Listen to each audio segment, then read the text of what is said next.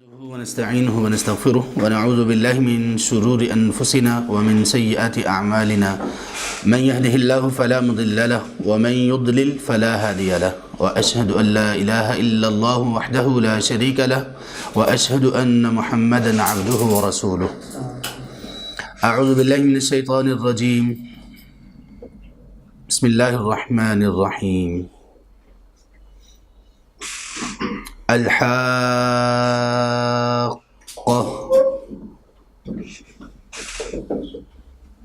ثابت ہونے والی، واقع ہونے والی. ملحاقہ کیا ہے؟ ثابت ہونے والی یا واقع ہونے والی. حا قاف قاف یہ اس کا مادہ ہے، اور اس کا معنی ہوتا ہے کہ کوئی ایسی خبر جس کے وقوع کا انکار نہ کیا جا سکے. حق ایسی خبر کو کہتے ہیں، ایسی بات کو کہتے ہیں کہ جس کا انکار کوئی نہ کر سکے، جس کے بارے میں کسی کو ڈاؤٹ نہ ہو. ٹھوس شکل میں کسی چیز کو لے لینا، دیکھ لینا، پا لینا، اس کو حق کہا جاتا ہے. تو حق کا مطلب ہے ثابت ہو جانے والی، اور یہ قیامت کے ناموں میں سے ایک نام ہے. حاقہ اس لیے کہا گیا کہ یہ حق ہونے والی ہے، ثابت ہونے والی ہے، آنے ہی والی ہے.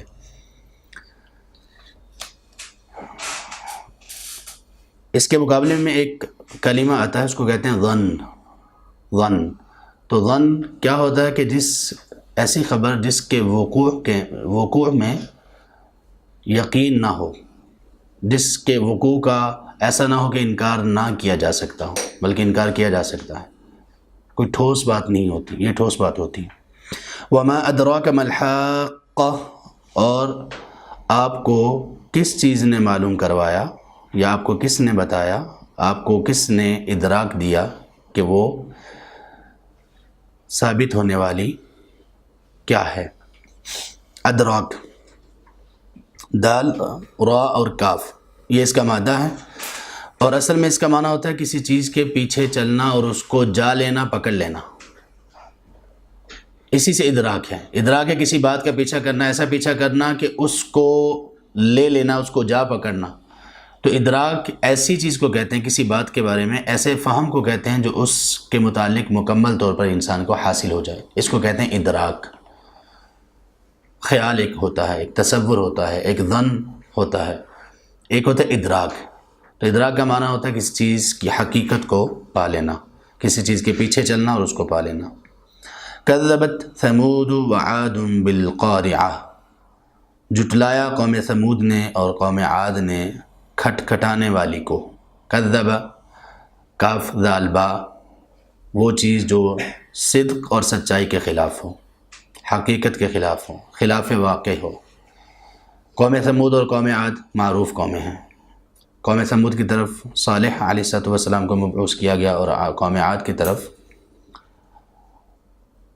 ہود علیہ السلام کو مبعوث کیا گیا. القارعہ قاف را عین اس کا مادہ ہے، مؤنث ہے، اسم فاعل ہے.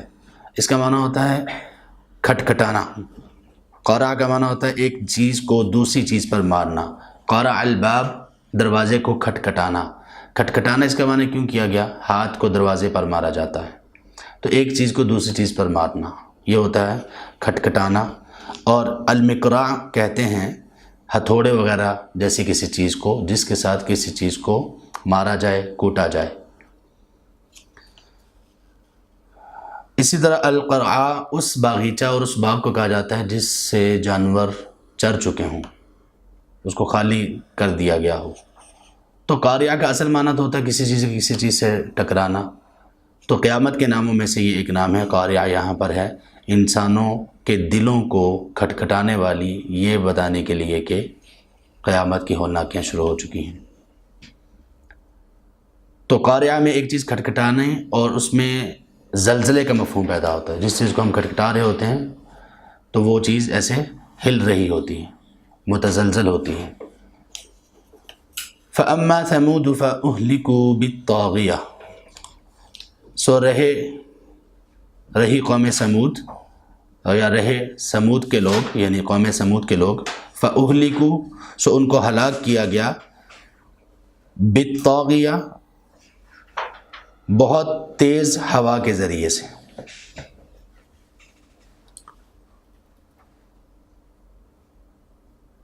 اہلکوا ہا لام اور کاف، اس کا معنی ہوتا ہے چیز کا خراب ہو جانا، ضائع ہو جانا، کسی چیز کا مر جانا، اور عام طور پر یہ موت، یہ مرنا بری موت کے لیے استعمال ہوتا ہے۔ ہلاکت بری موت کو کہا جاتا ہے۔ اسی طرح ہلاک عذاب کو بھی کہتے ہیں، ہلاک عذاب کو بھی کہا جاتا ہے۔ الہلاک کہا جاتا ہے ایسے لوگوں کو جو فقیر اور نادار ہوں، ہلاک ایسے لوگوں کو جو فقیر اور نادار ہوں، کیونکہ ان کا مال و متاع وہ ضائع ہو چکا ہوتا ہے، ان کے پاس کچھ ایسا ہوتا نہیں کھانے پینے کے لیے، اس لیے ان کو فقیر اور نادار کہا، نادار لوگوں کے لیے بھی ہلاک کا لفظ بولا جاتا ہے۔ الہالکہ کہتے ہیں اس کو جس کی طبیعت اور مزاج میں بہت حرص اور لالچ پائی جائے، شدید حریص، اس کو ہالکہ کہتے ہیں، ہالکہ۔ تو ان تمام چیزوں میں مرنے کا، ضائع ہونے کا، خراب ہونے کا، اب حرص اور لالچ خراب چیز ہے، تو جس میں یہ آ جائے خصلت، بری خصلت، اس کو ہالکہ کہا جاتا ہے۔ اسی طرح التہلکہ، التہلکہ کہتے ہیں ایسی چیز کو جس کا اختتام ہلاکت پر ہو، شروع میں بے شک وہ ہلاک کر دینے والی نہ ہو۔ سورۃ البقرہ میں اللہ فرماتے ہیں وَلَا تُلْقُوا بِأَيْدِيكُمْ إِلَى التَّهْلُكَةِ، تم اپنے ہاتھوں کو ہلاکت میں مت ڈالو، یعنی ایسی چیز میں مت پڑو جو پہلے ابتدائی طور پر تو اچھی لگ رہی ہوتی ہے لیکن اس کا اختتام ہلاکت پر ہوتا ہے۔ الطاغیہ، الطاغیہ کا معنی ہوتا ہے غین یا، اس کا مادہ ہے، اس کا معنی ہوتا ہے کسی چیز کا حد سے تجاوز کرنا۔ ہم یہ پہلے بھی پڑھ چکے، طغیان جب سمندر اور دریا وغیرہ کا پانی اس کی ایک حد سے، ڈیڈ لیول سے اوپر آ جائے تو اس کو اس میں کہتے ہیں، اس میں طغیان نہیں ہے، اردو میں بھی استعمال ہوتا ہے۔ الطاغی کہتے ہیں وہ جو حد سے تجاوز کرنے والا ہو۔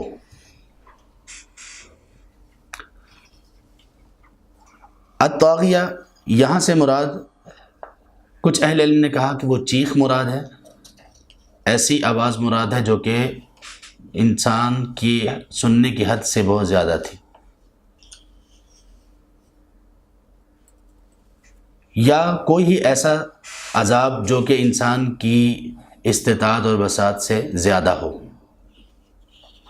وَأَمَّا عَادٌ فَأُهْلِكُوا بِرِيحٍ صَرْصَرٍ عَاتِيَةٍ، اور رہے عاد کے لوگ یعنی رہی قوم عاد، سو ان کو ہلاک کیا گیا ایسی ہوا کے ذریعے جو بہت شدید تھی، سردی والی تھی، عاتیہ، اور بہت طوفانی ہوا تھی۔ اہلکو ہلاکت کا ہم پڑھ چکے۔ بریح، ریح کا معنی ہوتا ہے کسی چیز، ہوا وغیرہ کا چلنا یا ہوا کا آنا یا ہوا کا محسوس ہونا، ان تمام چیزوں پر ریح کا لفظ بولا جاتا ہے۔ روح، ریحان، روحہ وغیرہ تمام کا یہی معنی ہے، راحت، اچھی خوشگواری کا احساس۔ ہوا چلتی تو خوشگواری کا احساس ہوتا ہے عام طور پر، عام جو ہوا، تو عام طور پر جو عام ہوا، نارمل ہوا ہوتی ہے وہ انسانوں کے لیے خوشگواری کا باعث ہی ہوتی ہے۔ قرآن کریم میں البتہ ریح کا لفظ زیادہ تر عذاب والی ہوا کے متعلق ہی استعمال کیا گیا، اور ریاح کا جہاں اس کی جمع آئی ہے وہاں پر وہ اچھی ہواؤں کا تذکرہ قرآن کریم میں۔ سرسرین، صادرا اور صادرا یہی اس کا مادہ ہے، یہ وہ ہے کہ جس کے روٹ ورڈ میں 4 کلمات ہیں، 4 حروف ہیں۔ سرسر کہتے ہیں سردی کی شدت، اور خاص طور پر ایسی سردی جو فصلوں کو برباد کر کے رکھ دے، ٹھنڈ کی وجہ سے فصلوں پر کورا جم جاتا ہے، ایسی سردی جو فصلوں کے لیے بہت زیادہ نقصان دہ، اس کو سرسر کہتے ہیں۔ اور اسی طرح سرسر اس ہوا کو بھی کہا جانے لگا جس میں ٹھنڈ ہو، جس میں بہت زیادہ سردی ہو۔ تو ایسی ہوا جس میں شدت بھی ہو اور سردی بھی ہو اس کو سرسر کہتے ہیں، سخت سردی والی ہوا۔ عاتیہ، عین، تا اور واو، اس کا معنی ہوتا ہے حد سے تجاوز کرنا، اپنی لمٹس کو کراس کرنا، حکم عدولی کرنا۔ کہا جاتا ہے آتت الریح، ہوا تیزی میں اور تندی میں حد سے بڑھ گئی، یعنی ہوا تیز تھی، ایک یہ ہے، ایک ہوا تیزی میں حد سے بڑھ گئی، بہت زیادہ تیز ہوا چلنے لگ گئی۔ تو یہاں پہ سرسر ان کی یہ صفت ہے، یعنی ایسی ہوا جس میں شدت تھی اور ٹھنڈ بھی تھی، اور اس کے ساتھ ساتھ وہ طوفانی ہوا تھی، یعنی حد سے زیادہ تیز چلنے والی تھی۔ سخرها علیہم، اس نے یعنی اللہ سبحانہ وتعالیٰ نے اس کو مسخر کیا، علیہم ان پر، 7 لیال و 8 ایام، 7 راتیں اور 8 دن، حسوماً مسلسل، فتر القوم فیہا صرعا، سو آپ دیکھتے ہیں لوگوں کو اس میں صرعا پچھاڑے ہوئے کے مطلب گرے ہوئے، گرائے ہوئے، کأنہم اعجاز نخل خاویہ، گویا کہ وہ ہوں اعجاز نخل، کھجور کے تنے، اعجاز تنوں کو کہا جاتا ہے، کھجور کے تنے، خاویہ کھوکھلے۔ سخرہا، سین، خا اور را، اس کا اصل معنی ہوتا ہے مذاق اڑانا، کسی کو احمق اور بیوقوف سمجھنا۔ السخریہ کہتے ہیں مذاق کو اور ٹھٹھے کو، اور اسی سے ہے اس کا ایک معنی یہ بھی ہے سخرہ کا کہ کسی کو زبردستی ایک چیز کی طرف لے جانا، اپنے مقصد کے تحت کسی کو زبردستی چلانا، تو اس سے معنی اس کا نکلا کسی کو تسخیر کرنے کا۔ تسخیر کرنا یہ ہوتا ہے نا کہ کسی کو زبردستی اپنی مرضی کے مطابق چلانا، تو یہاں پر وہی معنی ہے کہ اللہ تعالیٰ نے اس ہوا کو مسخر کر دیا، یعنی اس ہوا کو اللہ تعالیٰ نے اپنی مرضی سے، اپنے غلبہ اور قدرت سے چلایا، ان پر 7 راتیں اور 8 دن مسلسل چلتی رہی ہے ان پر۔ حسوماً، حسوماً کا معنی ہے ہا سین میم کا معنی ہوتا ہے قطع کر دینا اور کاٹ دینا۔ کہا جاتا ہے حسم العرق، اس نے رگ کو کاٹ دیا، رگ وین کو کاٹ دیا۔ اور حسم کا معنی یہ بھی ہوتا ہے کہ کسی چیز کو صرف کاٹنا نہیں بلکہ اس کی جڑ سے کاٹ دینا، ایک تو اس کا یہ معنی ہے۔ الحسام کہتے ہیں تیز، بہت زیادہ تیز کاٹنے والی تلوار کو۔ الحسوم بدبختی کو بھی کہتے ہیں، ایسی بدبختی جو بندے کے اوپر مسلسل تسلسل کے ساتھ اس پر طاری رہے۔ اصل میں بدبختی کہا اس کو جاتا ہے کہ بندے کے حالات کی وہ خرابی جو چلتی ہی رہے، تھوڑی بہت کبھی اگر مشکل پریشانی آ گئی تو اس کو بدبختی نہیں کہا جاتا، ایسی چیز جو بندے کے ساتھ چمٹ ہی جائے، تو اس میں چونکہ تسلسل ہوتا ہے تو اس لیے اس کے معنی میں حسوماً کا ایک معنی ہوتا ہے کوئی ایسی چیز جو مسلسل رہے۔ تو یہاں پر دونوں معنی کیے جاتے ہیں، زیادہ تر یہ معنی کیا گیا ہے اس کا حسوماً مسلسل، 7 راتیں اور 8 دن مسلسل ان پر یہ ہوا چلائی گئی۔ فَتَرَ الْقَوْمَ فِيهَا صَرْعًا، ترا را حمزہ یا اس کا مادہ ہے اور اس کا معنی ہے آپ دیکھیں گے قوم کو، لوگوں کو، یا آپ دیکھتے ہیں لوگوں کو، اس میں صرعا، صاد را اور عین۔ صاد را عین کا معنی ہوتا ہے زمین پر پٹک دینا، زمین پر گرا دینا۔ المصارع کہتے ہیں ریسلر کو۔ الصرع معنی ہوتا ہے ریسلنگ، گرا دینا۔ الصریع کا معنی ہوتا ہے وہ شخص جس کو گرا دیا جائے، ریسلنگ میں جو ہار جائے اس کو کہتے ہیں الصریع، صریع۔ نبی صلی اللہ علیہ وسلم نے فرمایا لیس الشدید بالسرعہ، طاقتور وہ نہیں ہوتا جو کسی کو گرا دے، جو کسی کو پچھاڑ دے، انما الشدید الذی یملک نفسہ عند الغضب، طاقتور وہ ہے جو غصے کے وقت اپنے آپ کو کنٹرول کر لے۔ تو سرعہ کا یہ معنی ہے۔ یہاں پر کیا معنی ہے کہ لوگ ایسے پچھاڑے ہوئے تھے، ایسے گرے ہوئے تھے جیسے کسی نے ان کو گرا دیا ہو، ریسلنگ میں ان کو مات دے دی ہو۔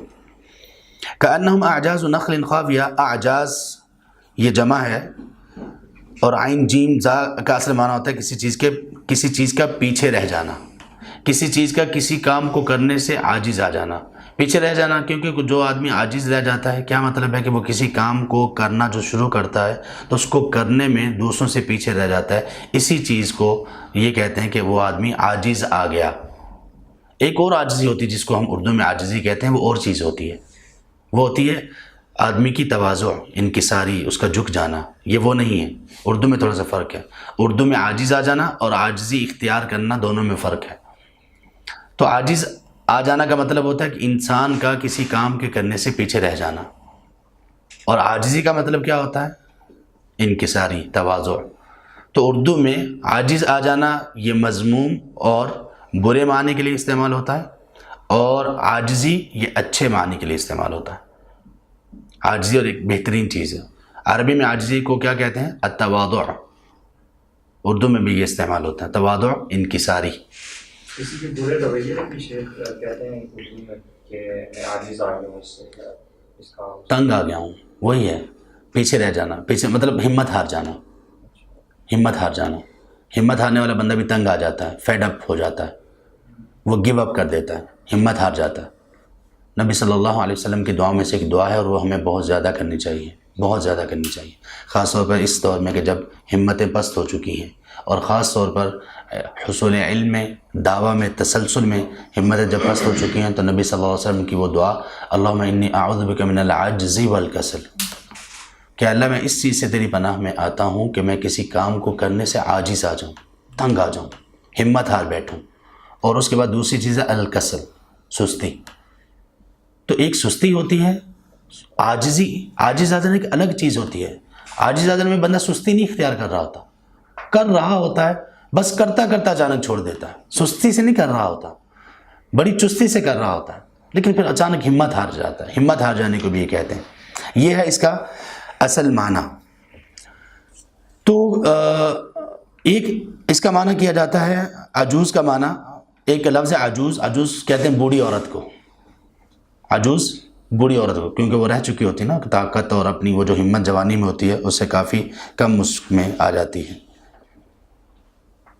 سبحان اللہ. لغت میں اس عجوز لفظ کے 100 کے قریب معنی ہیں.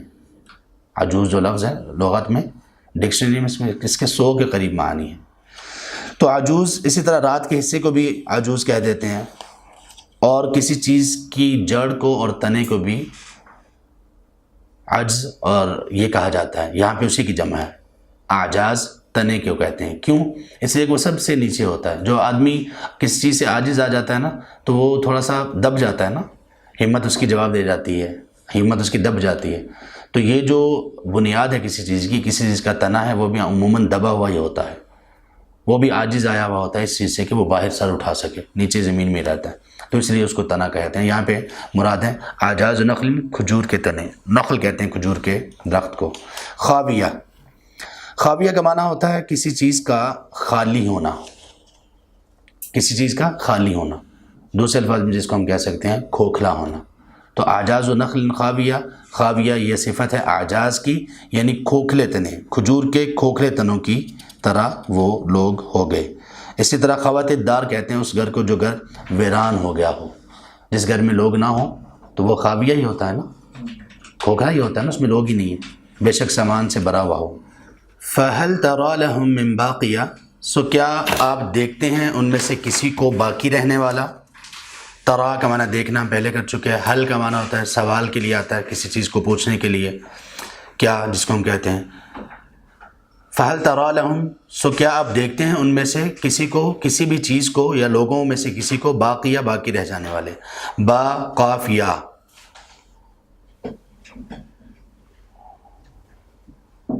اس کا معنی ہوتا ہے کسی چیز کا اپنی حالت پر رہنا. تو باقی رہنا بھی اسی سے ہوا، وہ چیز جو غیر متغیر ہو، جس میں تبدیلی نہ آتی ہو، جو اپنی چیز پر باقی رہے، اس کو کہتے ہیں باقی رہنے والی.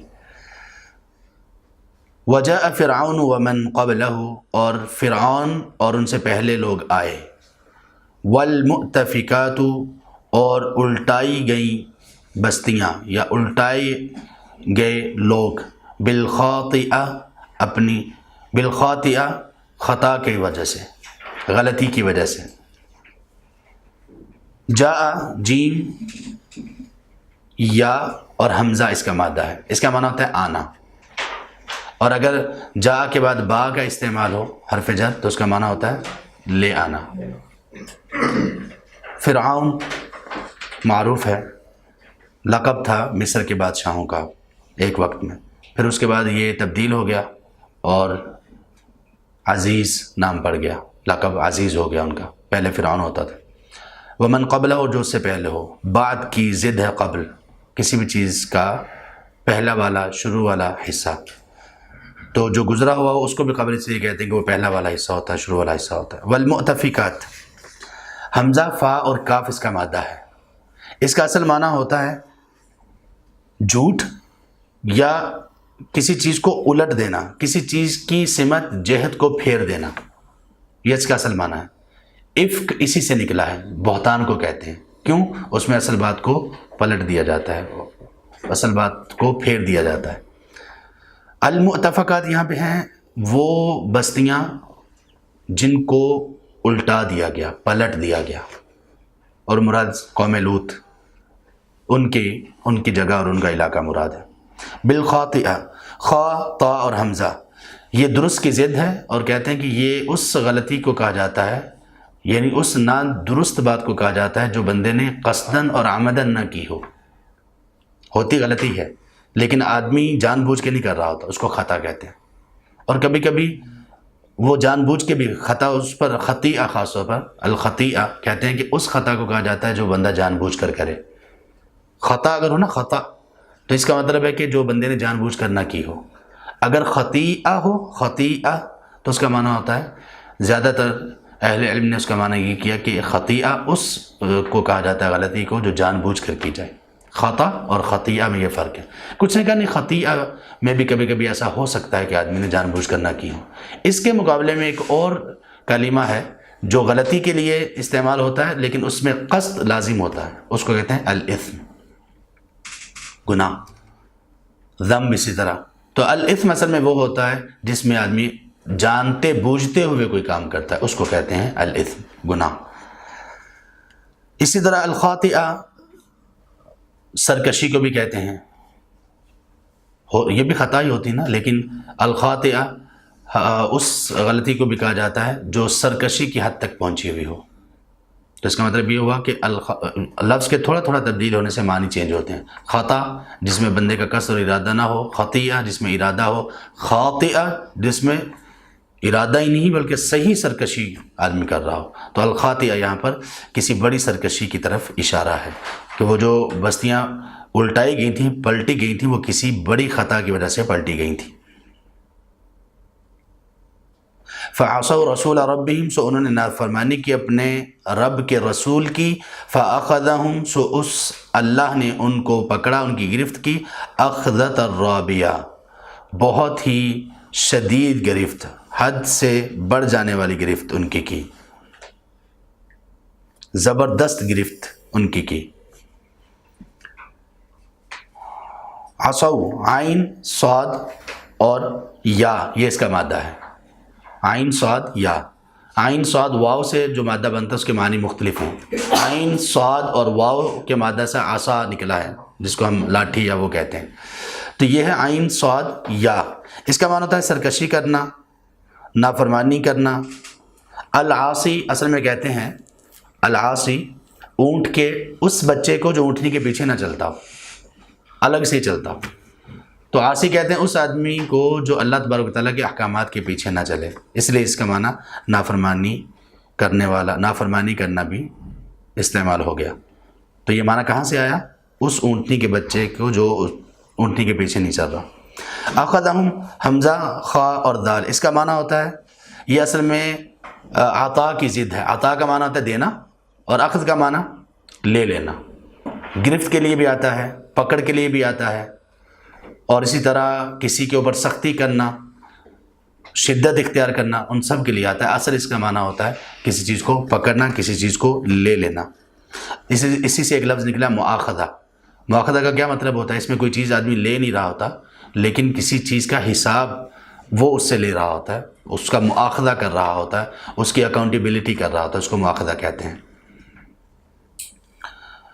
اور اسی طرح کسی چیز کو قہر، غصے اور غلبے کے ساتھ پکڑنا، اس کے اوپر بھی یہ بولا جاتا ہے. جیسے یہاں پر ہے فاخذہم، اللہ تبارک و تعالیٰ نے ان کو جو پکڑا، کیسے پکڑا اللہ تعالیٰ نے ان کو؟ اپنے قہر اور غصے کے ساتھ اور اپنے غلبے کے ساتھ ان کو پکڑا. اخذتاً، اخذتاً یہ مصدر ہے اخذہ کہیں، اور یہ مصدر اس کو کہتے ہیں مفعول مطلق، اور اس مصدر کے لانے کا، اس طرح کے الفاظ کا استعمال کا فائدہ یہ ہوتا ہے کہ اس بات میں شدید تاکید پیدا ہو جاتی ہے، یعنی اخذہم اخذتاً، اللہ نے بڑی شدت سے ان کو پکڑا، سخت، اور مزید شدت کو بیان کرنے کے لیے رابیہ کہا۔ رابیہ ربا یربو سے ہے، را با وا، اس کا معنی ہوتا ہے کسی چیز کا بڑھنا، کسی چیز کا زیادہ ہونا۔ ربا کس کو کہتے ہیں؟ سود کو۔ کیوں کہتے ہیں؟ اس لیے کہ وہ زیادہ ہوتا ہے۔ لیربو قرآن میں سورۃ البقرہ میں ہے کہ لوگ اپنا مال سود وغیرہ کا کام کرتے ہیں تاکہ ان کا مال بڑھے، تو وہ بڑھتا نہیں ہے، تو اس لیے اس کو ربا کہا جاتا ہے۔ ربا کو سود، ربا کو ربا اس لیے کہا جاتا ہے کہ لوگوں کے نزدیک وہ بڑھتا ہے۔ اصل میں یہ ربا کا لفظ بولا جاتا ہے، کہتے ہیں ربا سویق، سویق کہتے ہیں ستو کو، ستو پینے والا ایک ہوتا ہے ستو، یہ گندم کی طرح کی ایک چیز ہوتی ہے، اس کو پیسا ہوا ہوتا ہے، یعنی اس آٹے کی طرح کی ہوتی ہے، گندم کی طرح کی نہیں، اس کو پیس لیا جاتا ہے۔ تو ربس سویق کا مطلب ہوتا ہے کہ ستو پھول گئے، پانی میں جب ڈالا جاتا ہے تو وہ پھول جاتا ہے نا، اس کے لیے اصل یہ ربا کا لفظ استعمال ہوتا ہے، تو اس میں پھولنے کے، بڑھنے کے معنی استعمال ہوتے ہیں، اس لیے اس کا معنی ہوتا ہے کوئی چیز جو زائد ہو، کسی چیز سے بڑی ہوئی ہو، اس کو کہتے ہیں۔ یہاں پر اللہ تعالیٰ نے کہا کہ اللہ تعالیٰ نے ان کی ایسی گرفت کی، رابیہ جو عام گرفت، عام غصے سے بڑی ہوئی تھی، یعنی شدید غصہ۔ انا لما طغى الماء، بے شک ہم نے جب پانی نے طغیانی دکھائی، حد سے بڑھ گیا، حملناکم، آپ لوگوں کو سوار کیا، فی الجاریہ، کشتی میں۔ طغا، اس کا ہم پہلے پڑھ چکے، طغا کا معنی ہے کسی چیز کا حد سے تجاوز کرنا، کسی چیز کا سرکشی اختیار کرنا۔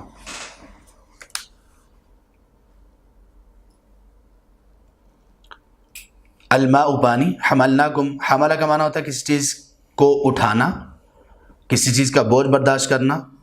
حمولہ قرآن میں استعمال ہوا ہے، حمولتم و فرشا، حمولہ کہتے ہیں ایسے جانوروں کو جو بوجھ اٹھانے والے ہوں، تو حمولہ کو حمولہ اس لیے کہا گیا کہ وہ بوجھ اٹھاتے ہیں۔ تو حملہ کا معنی اصل کیا ہوتا ہے؟ بوجھ اٹھانا۔ حاملہ خاتون کو، پریگننٹ کو حاملہ کیوں کہتے ہیں؟ کیونکہ وہ ایک بچے کا بوجھ اٹھائے ہوئے ہوتی ہے۔ حاملہ بھی اس کو کہا جاتا ہے اور حامل بھی کہا جاتا ہے۔ حامل حالانکہ لفظاً مذکر ہے، لیکن لفظاً مذکر ہے کیونکہ خاتون ہی حاملہ ہوتی ہے، پریگننٹ ہوتی ہے، تو اس لیے اس کو حامل کہتے ہیں۔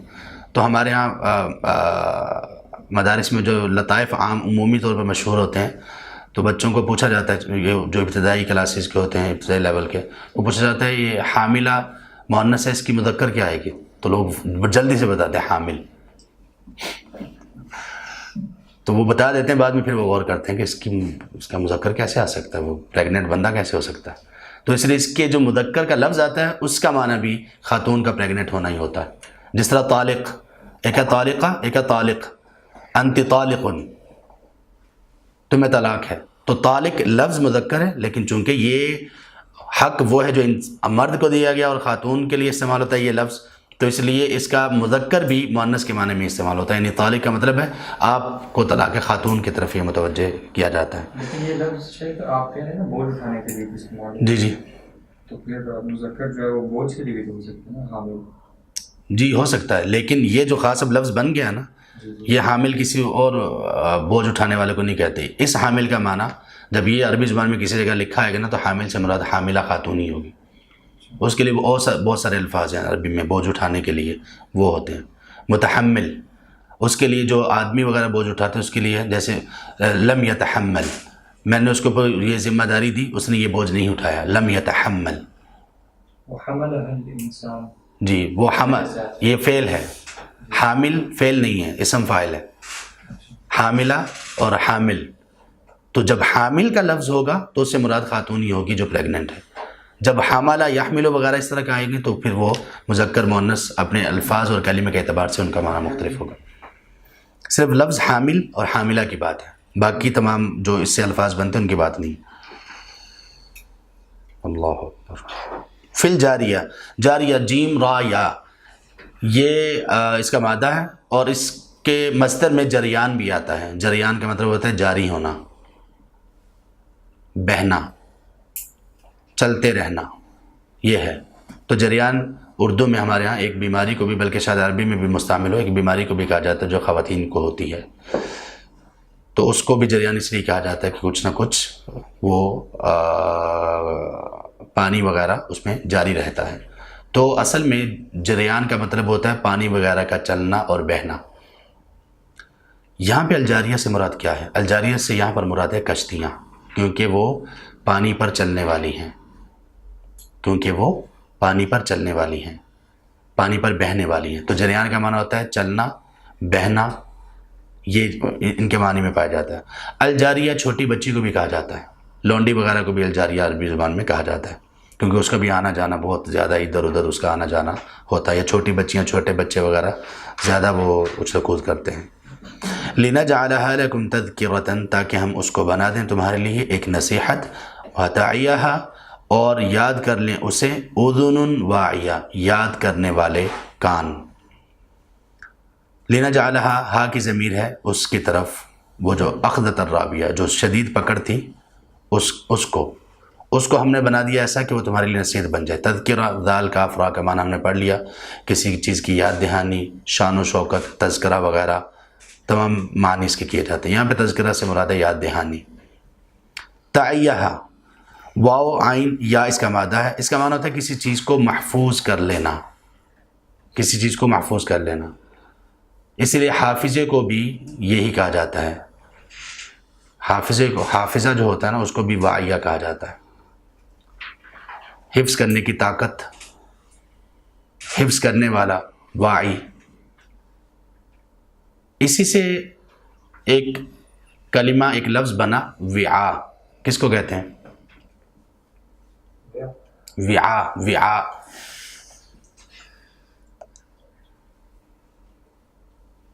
عدنان بھائی اگر وعاء کہتے تو بات ماننے میں آ سکتی تھی، لیکن آپ کہہ رہے ہیں تو انشاءاللہ یہ بھی اچھا شگون ہے، اللہ انشاءاللہ عافیت آسانی کر دے۔ وعاء کا نہیں پتہ؟ نبی صلی اللہ علیہ وسلم نے ارشاد فرمایا، ما ملأ ابن آدم وعاء شرا من بطن، برتن، وعاء کہتے ہیں برتن کو۔ نبی صلی اللہ علیہ وسلم نے فرمایا آدم کی اولاد نے کوئی برتن نہیں بھرا جو بھرا ہوا بہت برا لگتا ہو سوائے پیٹ کے۔ یعنی کسی بھی برتن کو بھر لیں کوئی مسئلہ نہیں ہے، پیٹ بھی برتن ہے، یہ بھرا ہو تو بہت بری چیز ہے یہ۔ تو یہ وعاء کو وعاء کیوں کہا جاتا ہے؟ کیونکہ چیزوں کو جمع کر لیتا ہے۔ تو واعیہ یا وعاء یا کا معنی ہوتا ہے حفاظت کرنا، حفظ کرنا، جمع کرنا، اکٹھا کرنا۔ تو یہاں پہ ہے کہ تاکہ جو کان ہیں وہ اس کو یاد کرنے والے کان اس کو یاد کر لیں، اور اصل میں وعاء حفظ اس کو حفظ کرنا وہ ہوتا ہے، وہ حفظ کرنا ہوتا ہے جس میں سمجھ، بوجھ اور انڈرسٹینڈنگ اور وہ بھی شامل ہو، صرف سادہ الفاظ نہ ہوں، سمجھ سوچ کر جس کو یاد کیا جائے اس کو کہتے ہیں وعاء۔ اذن کہتے ہیں کان کو، اور اذن اس آدمی کو بھی کہا جاتا ہے جو کان کا کچا ہو۔ اردو زبان میں کان کا کچا اس کو کہتے ہیں جو ہر بندے کی بات سن لے۔ نعوذ باللہ، نبی صلی اللہ علیہ وسلم کو منافقین وغیرہ وہ یہ کہا کرتے تھے کہ یہ نبی اذن ہے، سورۃ الاحزاب میں آتا ہے کہ آپ کان کے کچے ہیں، آپ کو جو بھی لوگ آ کر باتیں بتاتے ہیں آپ اس کا یقین کر لیتے ہیں۔ تو اللہ کے رسول صلی اللہ علیہ وسلم کے بارے میں پھر اللہ نے صفائی دی کہ یقین کی باتوں کا یقین کرتے ہیں، اللہ کی اور مومنوں کی باتوں کا یقین کرتے ہیں۔ اعتماد ہر بندے کی بات کا یقین اس طرح سے نہیں، بلکہ ان پر تو یہ آیت نازل ہوئی فتبینوا، اگر کوئی آ کر آپ کو خبر دے تو اس کی تحقیق کر لیا کرو۔ تو وہ کیسے ہو سکتا ہے کہ بغیر تحقیق کے اور وہ لوگ جو سیکھا نہیں ان کی باتوں کا یقین کر لیں۔ اذن، اب یہاں پہ دیکھیں حرکت سے، اعراب سے کتنا فرق معنی میں پڑ رہا ہے۔ اذن ہو تو کیا ہے؟ کان۔ اذان ہو تو کیا ہے؟ اطلاع دینا، اعلان کرنا۔ آذان ہو تو یہ اذن کی جمع ہے۔ کئی مساجد میں لکھا ہوتا ہے کہ آذان کا وقت ہے، اوپر علی مدہ ڈالا ہوتا ہے۔ کئی لوگوں نے، کئی ماشاءاللہ دعات بھی اپنے وہ وال پر لکھتے ہیں آذان کے وقت خاموشی اختیار کی جائے۔ تو آذان کے وقت خاموشی اختیار کرنے کا کیا مطلب ہے؟ کہ کان جب آپ نے پکڑے ہوئے ہوں تو خاموش بھی رہیں، کیونکہ اذن کی جمع آذان۔ دوسری جس کو ہم اذان کہتے ہیں وہ اذان ہے۔ ایذان کا معنی ہوتا ہے اجازت دینا۔ استئذان کا مطلب ہوتا ہے اجازت طلب کرنا، اجازت مانگنا، تو اسی سے یہ سارے الفاظ نکلے ہیں۔